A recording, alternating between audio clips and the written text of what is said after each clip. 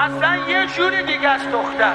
به خدا زمین تا آسمون با پسر فرق میکنه. به امام حسین از خراب دیگه بیزارم، در و دیوارشم زشته، عاشق بازارم اینجا کوچه و بازارشم زشته. هر شب گریه کردی منم یا حاجت دارم. خب تو میدونی چقدر پیراهن گلدار و دوست دارم، توی بازار پیراهن دیدم ولی گلدارشم زشته. چقدر نامردن اینجا، عروسک داشتم و له کردن اینجا، بهم خندیدن اینجا،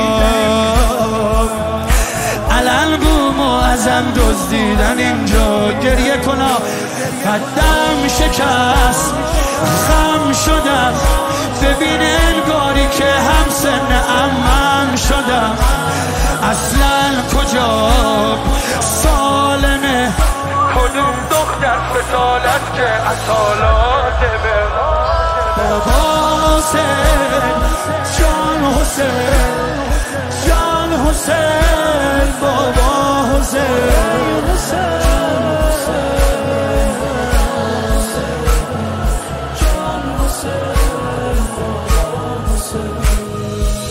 این که پیرم کردن آخر واسه هم دردی فقط خوبه،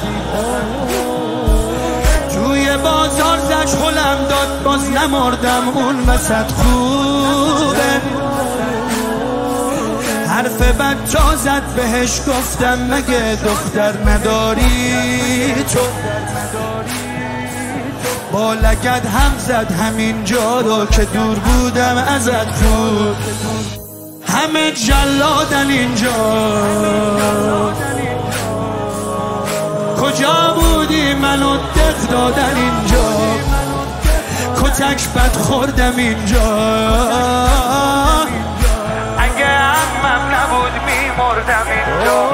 آخ کش منو زجر بد، لگد میزد لگد میزد لگد هی لگد، شد باعث لکنتم، جای انگشترش افتاده رو. بیا تو آغوشم